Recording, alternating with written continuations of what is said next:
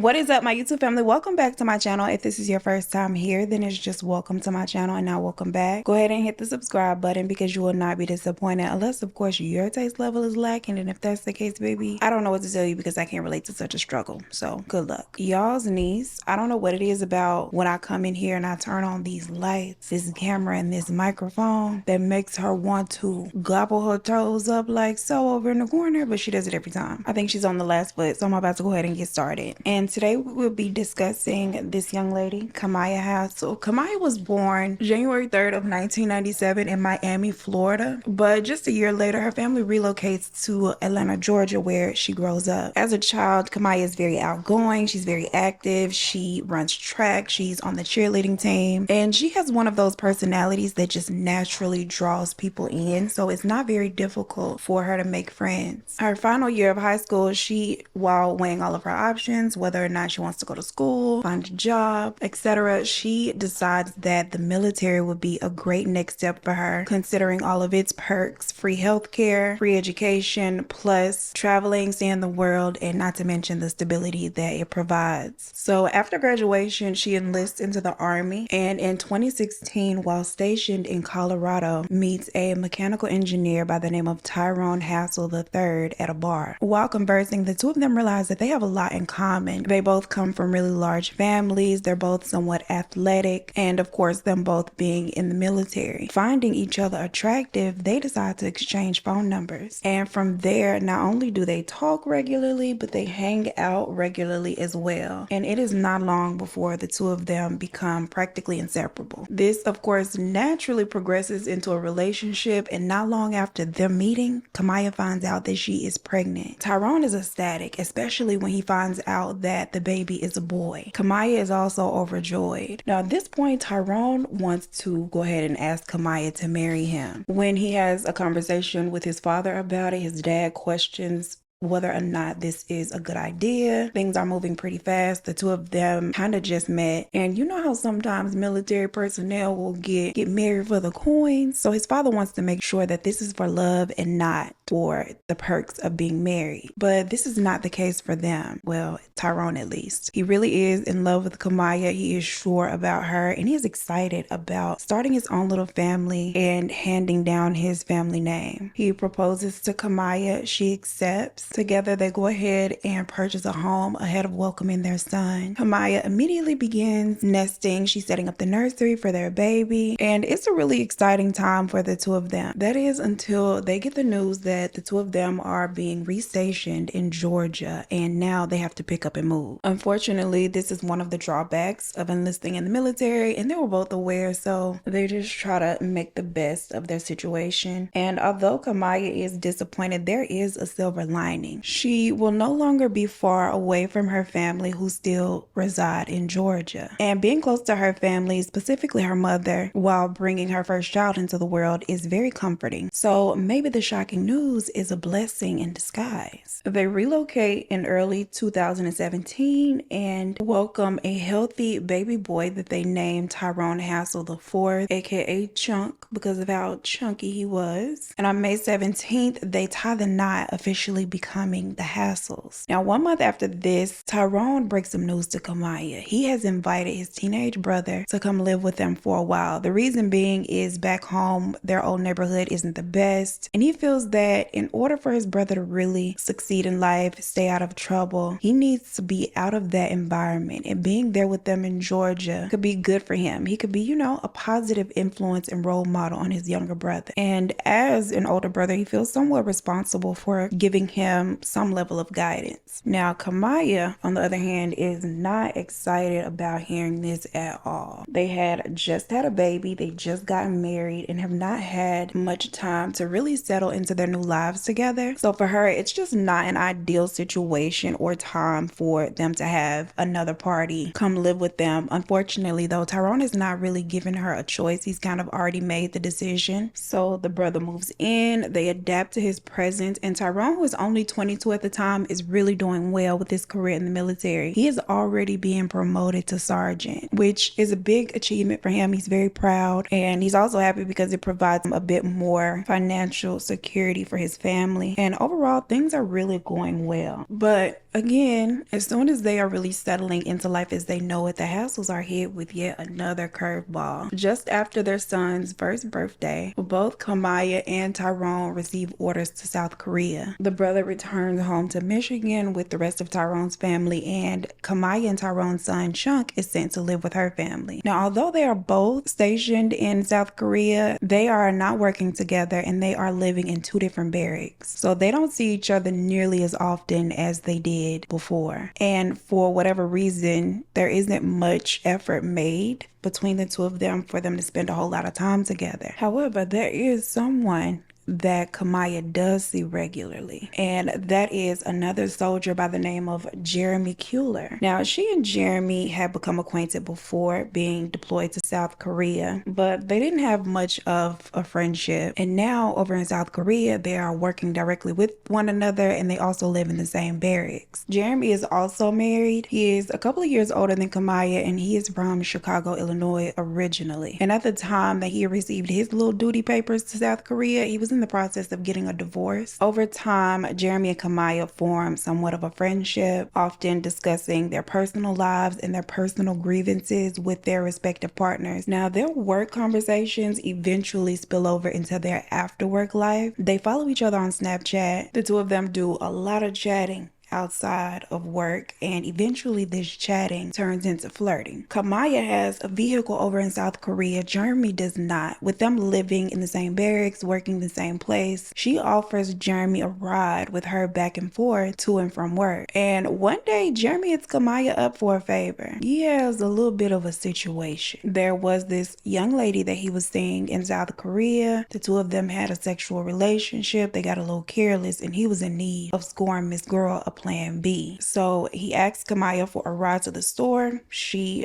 tells him, of course. She comes and picks him up. He thanks her by filling up her car with gas and offering to buy her lunch. And despite what this trip is for and him having a wife back home, Kemia is kind of smitten by Jeremy. She turns down the lunch, but she tells him, like, my husband isn't even this thoughtful. You're so romantic. Very quickly, things between Jeremy and Kemia begin to heat up, and she's telling him all the things that her husband Tyrone doesn't do, that his wife doesn't know what she has. She's so lucky. And them chatting outside of work progresses into them hanging out outside of work. They will go to the gym together, sometimes have dinner together, or go have drinks at a bar. And not only is Jeremy returning the compliments, he is buying her little gifts, telling her that she deserves a lot more than what she is getting from her husband Tyrone. And as they are becoming more comfortable with each other, they are becoming less careful about hiding this inappropriate relationship. Their attraction for one another becomes very apparent to not only their coworkers, but people that see them out at the bars, people that see them at the gym, and people begin to whisper about it. Everyone knows that she is married to Sergeant Hassel, and everybody knows Jeremy got a little civilian wife back at home. Someone even pulls Kemia to the side to warn her that her little slip is showing and that she should be mindful of that, but she does not take heed to this warning. One evening during one of Kemia and Jeremy's very flirty workout sessions, a friend of Tyrone's by the name of Mark sees them being very flirtatious, and he goes back to Tyrone to warn him that his wife is being real handsy down at the gym. Tyrone immediately calls Kemia up and confronts her about the information. She denies it, assuring him that nothing inappropriate is going on. He lets it go, but a short time after this same friend Mark contacts Tyrone again to let him know, like, I'm sure this is something you need to be looking into. I've seen them again being very close and inappropriate in the gym. Something has to be going on between them. And again, Tyrone calls Kemia and she denies being inappropriate with Jeremy. Now at this point, the friend Mark is like, okay, I've warned you twice. At this point, I'm just gonna mind my business. If he wants to believe his wife, so be it. I'm gonna just let Miss Kemia cheat in peace. But then Tyrone gets to see for himself when he and his wife are spending some quality time together finally, and he looks over and sees her sending Jeremy messages on Snapchat. The two argue about it because Tyrone Tyrone instantly recognizes him as the guy that his friend Mark had warned him about. So at this point, he demands that Kemia cease all communication with Jeremy, which she agrees to do, but in reality does not. And when she gets alone with Jeremy, she tells him about the confrontation, how Tyrone had seen the messaging and forced her to agree to cease communication. The two of them completely brush off Tyrone's feelings and mutually agree that,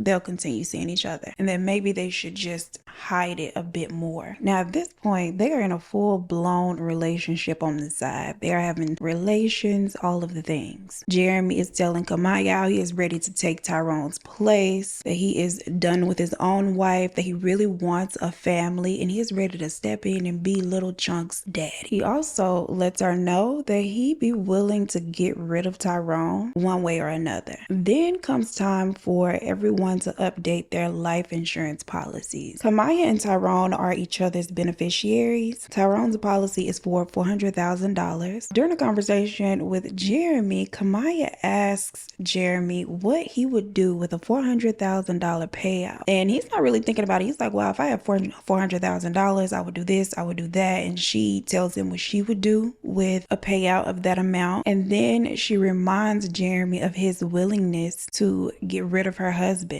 and outright asks him if he would be willing to kill him. When Jeremy realizes that she is serious, he tells Kemia that he has fallen for her and he is willing to do anything for her, including that. At this point, they begin discussing what they not would do, but will be doing with the $400,000 and decide that whenever they return to the U.S., it shall be done. Now, Jeremy, unable to keep quiet on the matter, tells a friend of his, Jaquan, about he and Kemia's plan and how each of them are so excited to be starting their life together. And also how this $400,000 will put them off at a great start. Now, Jaquan knows about he and Kemia's affair, but doesn't believe that this is really going to be done because it just sounds so crazy. Like, he found it hard to believe that y'all were really seriously talking about doing this. And over the next couple of months, Kemia consistently complains to Jeremy about Tyrone. Every day it's something. She's so unhappy with him. He stresses her out. She can't wait until the two of them are untethered forever. And all of this alleged stress really fuels Jeremy's desire to save her from this horrible, tumultuous relationship and this toxic situation. Kemia will complain about Tyrone and then send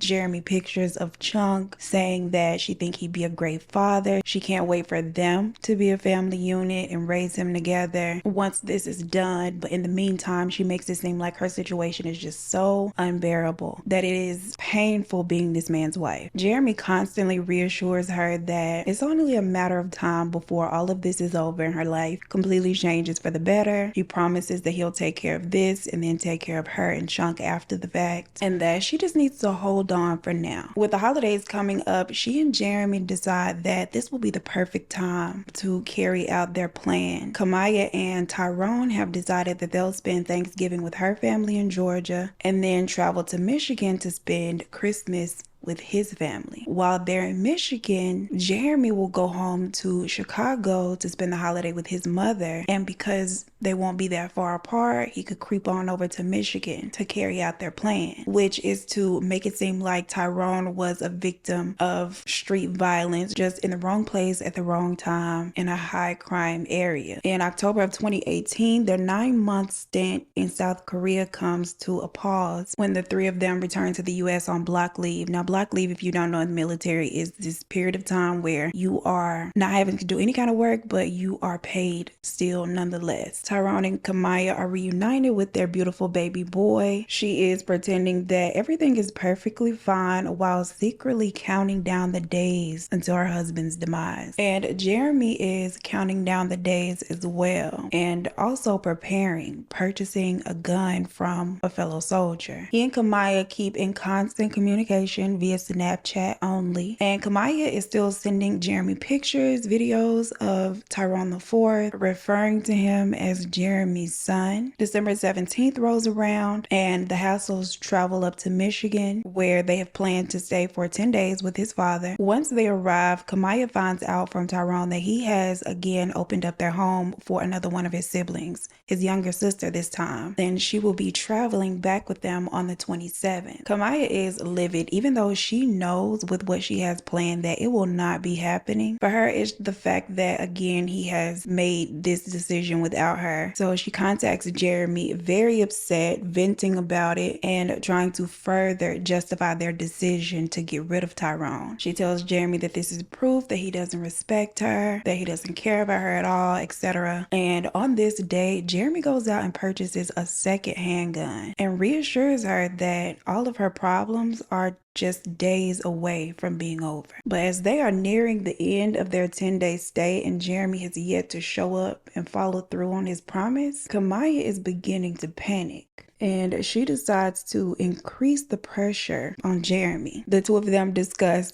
possibly doing it back in Georgia, but she tells him no, she wants it done there and she wants it done right away. So to buy more time, she suggests to her husband that they stay a few more days, maybe bring in the new year with his family since they are having so much fun and it's been so long since they've seen him. She'd like for them to get more time with their son, when in reality she's trying to give her lover more time to get to Michigan and make good on his promise. And Tyrone doesn't take much convincing. He has been catching up with friends, family, and enjoying himself. So he is all for it, especially considering the fact that his family has this New Year's Eve cookout plan that they would have missed had they left back for Georgia. So the two of them agreed to stay an extra week. And Jeremy promises Kemia that he'll make it happen within those 7 days for sure. December 28th, Jeremy goes to Walmart. He purchases a dashboard GPS. He then messages Kemia on Snapchat, letting her know that he is on his way, but he would be turning his phone off before he leaves Chicago to avoid his location being shown. But instead of buying a burner phone, once he gets to Chicago, he turns it back on to let her know that he has arrived. And he tells her that he wants to see her first before anything is done. He wants to have a little quickie. She tells him no,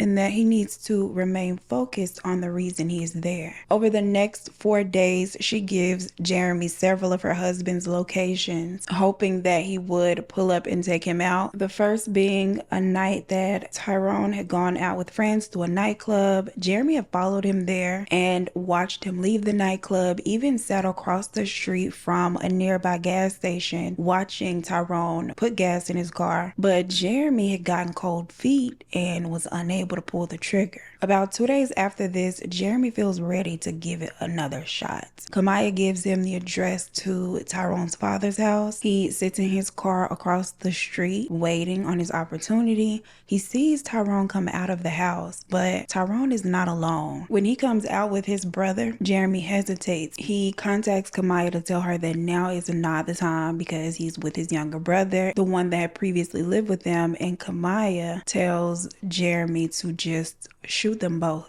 Jeremy says no, he's not gonna do that. There's another time after this that she tells Jeremy now is a good time because Tyrone is about to leave the house by himself. Jeremy is sitting again outside and he sees Tyrone go to his truck, pull out of the driveway, go down the street, and Kemia is pissed because in her mind this is another failed attempt on Jeremy's part. She messages him on Snapchat and is like, WTF, you let him get away, like why? Jeremy tells Kemia that Tyrone was moving too fast, and it is apparent at this point that Jeremy has gotten cold feet and Kemia is not happy about that. He makes several more failed attempts. There were a total of 6 times that he was somewhere sitting waiting on the moment to take Tyrone out, but had changed his mind at the very last moment. And Jeremy even drives back to Chicago in between each one of these attempts. But of course, after speaking with Kemia, he would come back and promise her that this time he will carry out his promise. New Year's Eve rolls around and like I previously mentioned, they had plans of spending this day at a cookout hosted by Tyrone's family, literally 5 minutes down the street from his father's home. And they of course plan to bring in the New Year's there. Well, on the day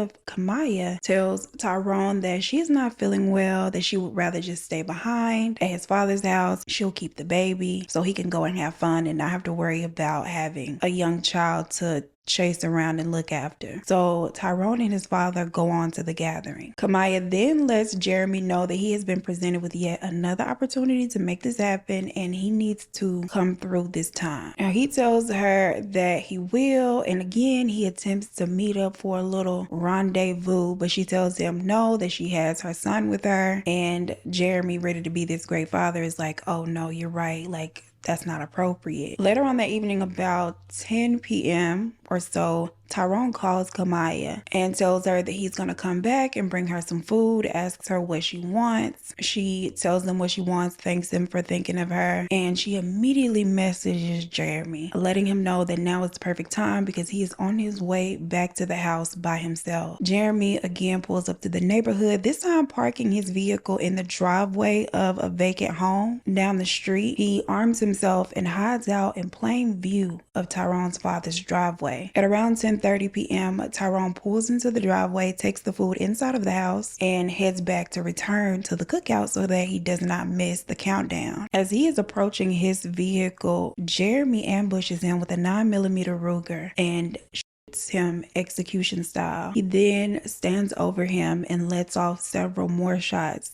just to make sure that he is gone. Afterward, he runs back to his vehicle and speeds away, and he does not stop. He drives all the way back to Chicago, ditching his weapon along the way. And Kemia does not miss her cue. She runs outside screaming, playing the role of this shocked and distraught wife. She is crying out for help. She runs back into the house, dials 911 while the operator is asking for the address and more information. She hangs up the phone, realizing that despite the extent of Tyrone's injuries, he is still slightly breathing. She calls his father. She tells him that Tyrone has been hurt. He needs to come home right away. Now, the dispatcher was able to get a location and send out an ambulance. The paramedics arrive on the scene and they are shortly followed by the police. At this point, Kemia is still very frantic and very believable. When they get Tyrone into the ambulance, she is trying her best to get in. They have to literally physically pull her out, tell her she cannot ride with him. Now, unfortunately, Tyrone does succumb to his injuries, and when the family is given the news, Kemia does not miss a beat of her performance as this grief-stricken widow. But later on, when she gets alone with her phone, she snaps Jeremy and tells him, "You did it." After getting his confirmation, Jeremy drives down to Georgia to pack up his things because in his mind, he is about to move in with Kemia, take Tyrone's place, and have this instant just add water family. Meanwhile, Tyrone's family and the police are working tirelessly to figure out who did this to Tyrone and why. They speak with countless neighbors and Kemia, who claim that they hadn't seen anything at all. And Kemia repeatedly tells police that she has no idea who would want to target her husband. They scour the crime scene for any bit of evidence left behind by their assailant. The only thing that they find is a muddy shoe print because it had rained earlier in the day. And then they speak with this elderly couple that resides in the neighborhood who had seen something a bit strange. A vehicle backed into the driveway of a vacant home, which struck them as odd because although the house is for sale, surely no one would be viewing at this time of night. And they'd also seen a man run to their car and speed off right after hearing the shots. And this muddy shoe print is very close to where their car would have been parked. Now, initially they believed to have been a robbery gone wrong, but nothing was taken from Tyrone. His keys were still there, his wallet was still there, his phone. So this theory is very quickly ruled out, and the overkill is very indicative of this being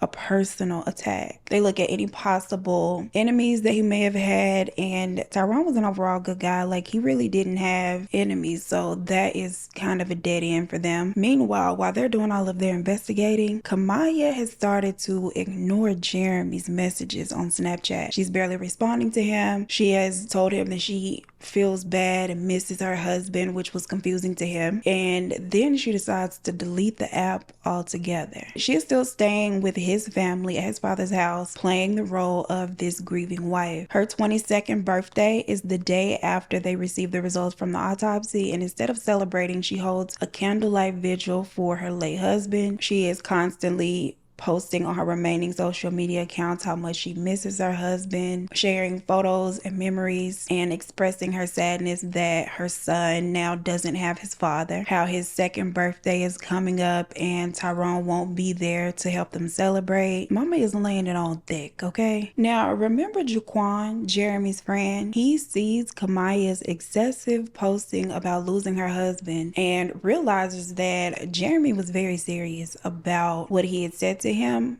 and had likely done this. Several days later, their break is over and everyone is to return to base. Everyone except Kemia, who has been given more leave in light of her situation. She is still staying there with Tyrone's father. Her mother and sister travel up to be with her during this time. She's seemingly taking this very hard, and Tyrone's father is being super overprotective of her because they don't know who did this or why, and they could be out to still hurt somebody else. Who knows? So he wants her and the baby there so he can continue to keep an eye out for them and keep them safe. Now, Jaquan sees Jeremy, and Jeremy confirms what Jaquan already felt he knew to be true, which is that Jeremy was behind this. He tells Jaquan that Tyrone is now gone and that he did what he had to do. He tells him in detail about all the times that he had followed him but just couldn't bring himself to pull the trigger, and that he finally got up the nerve to do it. Jaquan just listens, and after the fact, he goes down to the chapel to talk to the chaplain, confides in him, and the chaplain encourages him to do the right thing by going to the police, which he does, and he lets them know about both conversations, the conversation prior and their most recent conversation where Jeremy confessed. Several days later, on January 19th, police receive yet another tip, this time from Tatiana Butler, the young lady that Jeremy was seeing prior to him starting a relationship with Kemia. She tells police that she doesn't know for sure, but she believes that Kemia and Jeremy are behind what happened to Tyrone. Once the detectives make their way to the base in Georgia, they have conversations in person not only with Tatiana and Jaquan, but several other soldiers that confirm Kemia and Jeremy's very close and inappropriate relationship, one of whom being Mark, the friend that warned Tyrone twice about their closeness. Detectives obtain search warrants for Jeremy's apartment in Georgia as well as his mother's home in Chicago. They don't find any weapons, but they do find the proof of sale that he had purchased 2 guns and what date they were purchased on. And at this point, they decide instead of moving in further on him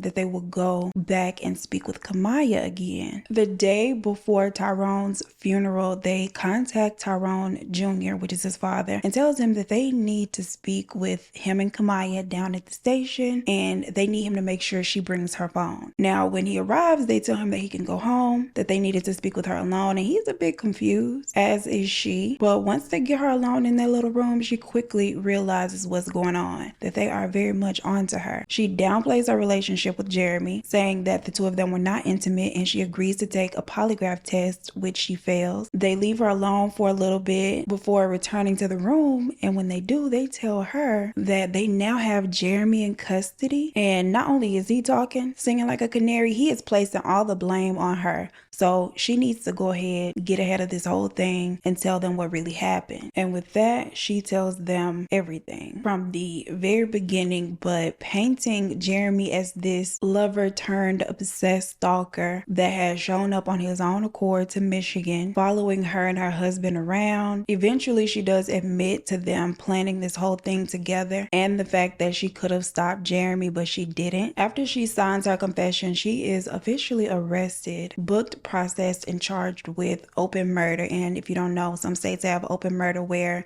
the jury decides what level, whether it's first degree, second degree, etc. And she's then hauled off to jail to await her court date. Now, they had lied to Miss Kemia. Jeremy had not been picked up. They hadn't even talked to Jeremy, but they were surely about to. The following day, he is arrested, and y'all, when they show up to arrest him, he is fresh out of the shower, wrapped in a towel. He asks, can he at least put some drawers on? They tell him no. They take him down to the station in his towel, which I guess makes sense. They got a little jail outfit for you to put on, baby. You don't need no clothes, okay? He, unlike Kemia, refuses to talk without the presence of a lawyer, so the interview is over before it even begins. He is still placed under arrest, though, and is sat in his little jail cell to wait for this lawyer. Finding out that their daughter-in-law and her lover were behind what happened to Tyrone is shocking, confusing, and heartbreaking for his family. A lot of emotions came with that. They were actually sickened by the fact that she played this role so well and that they had her in their home taking care of her after the fact, while they themselves were genuinely grieving. Child, it made my stomach hurt just reading about it. Like, the girl was literally crying, saying he died in her arms. It takes the state 7 months to build their case against her, and because all of their communication was done via Snapchat, there was no record of their conversation. But there was a record of Kemia Googling whether or not police could retrieve Snapchat messages after the account was deleted. Now, if you don't know, they can do so within the 30-day period. So she made sure to get ahead of that. And it was actually about, I believe, 32 days when they tried to retrieve the messages, so they were just a little bit off. Detectives did reach out to Snapchat to see if there was a way around there, but unfortunately there is not. They have no physical evidence tying her to her husband's murder, but fortunately for the prosecution, Kemia had made the dummy mistake of admitting to what she had done on a phone call she made from jail to her mother. She admits to planning this out, but she kind of pushes the blame onto Jeremy, saying he made me plan this. When her mother asked why she had done this, why not break up, she said that she felt like her mother would be disappointed in her for having a failed marriage. Her mother is that lady was real with her daughter. She was like, you think I would be disappointed about y'all breaking up, baby? This is what disappoints me. Like, this is disappointing. She also tells her she ain't billing her out. Like, girl, I don't know where you're gonna get the money from, but you're not getting it from me. Kudos to her mom, because she did not coddle her at all. She let her have it, and she expressed so much remorse for Tyrone's family because they have lost their child. Now, Kemia and Jeremy are tried separately, with her trial going first, and it is a very short one, honey. It lasts only 5 days. The defense team does not call for a single witness, and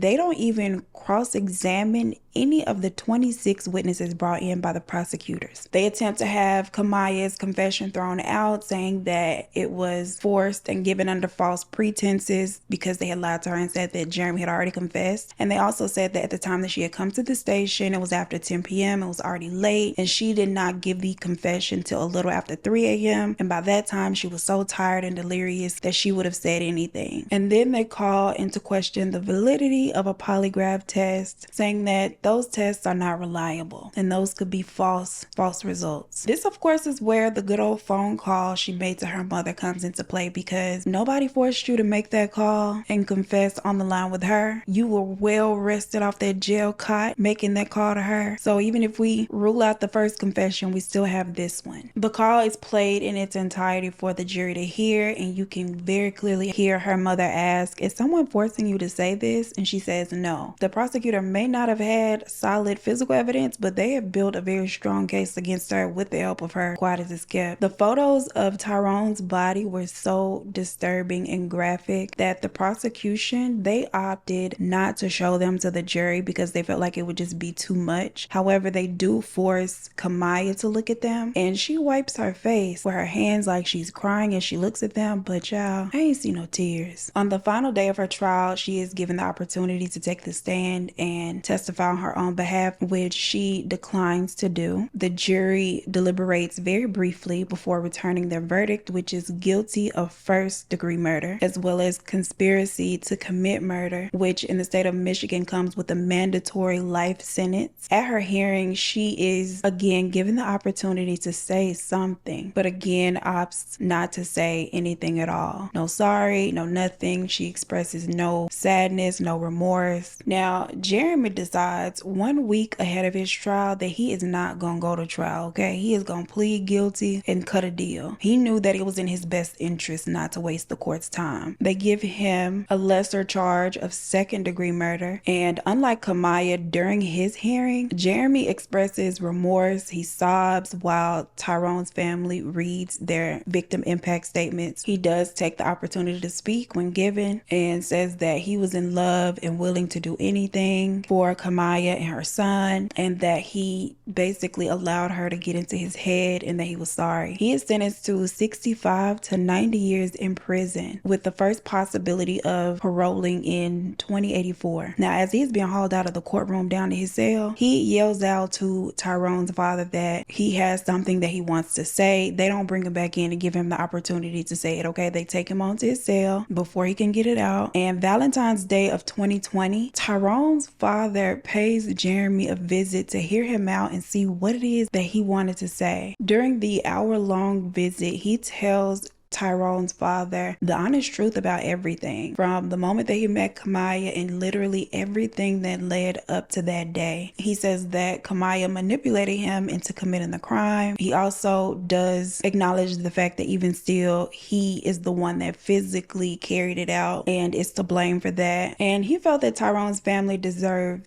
the actual truth because Kemia likely had not given them that, and they also deserved an apology. So he wanted to have that conversation with Tyrone Jr. Both Kemia and Jeremy are dishonorably discharged from the Army after their convictions, and in 2021 Kemia attempts to appeal her conviction, saying that 1, her lawyer was incompetent, and 2, she was a battered wife. The court denies her appeal. That same year, Jeremy attempts to withdraw his guilty plea, and the court denies his request as well. As for Tyrone and Kemia's son, Chunk, he lives with her mother. He has lived with her mother since she was arrested, and I saw an interview that Tyrone's father did, I believe in 2021, and he had not seen Chunk in person since Kemia's arrest date. He does get the chance to FaceTime the child, but not see him as much as he would like to, because he of course would like for the baby to know his father, know who his dad truly was, and also know them as well. But unfortunately, after this, things just became really awkward between the two of their families. And that is pretty much it for this case. Both of them are still locked up. I actually have a video of the hour-long jail visit between Jeremy and Tyrone's father, so we will be watching that via live stream on tomorrow, so keep an eye out for that. Let me know your thoughts down below on this case. I think Kemia is sick and she just at this point deserves to be stoned. Why would you add insult to injury coming back saying this man abused you? I just feel like that and her lack of remorse is just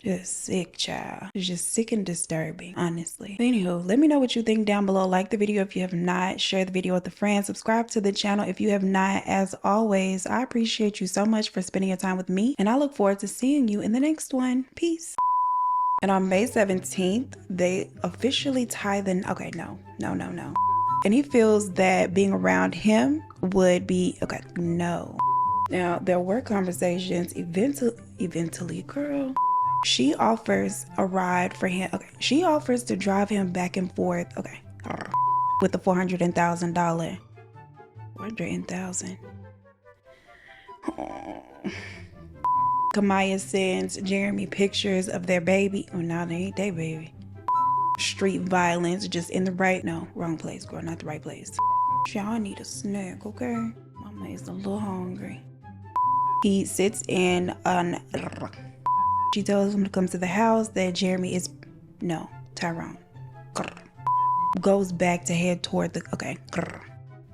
And when the family is given that, and this muddy footprint, girl, it's almost over, girl. Several days later, their block break is on, and their most recent confirmation, not from what? Detectives, I was about to say detained, child, they ain't detained nobody yet. And after she signs her confession, she is arrested. What was I gonna say? I want to say arrested. That they have, I believe 32 days that they try to retrieve, and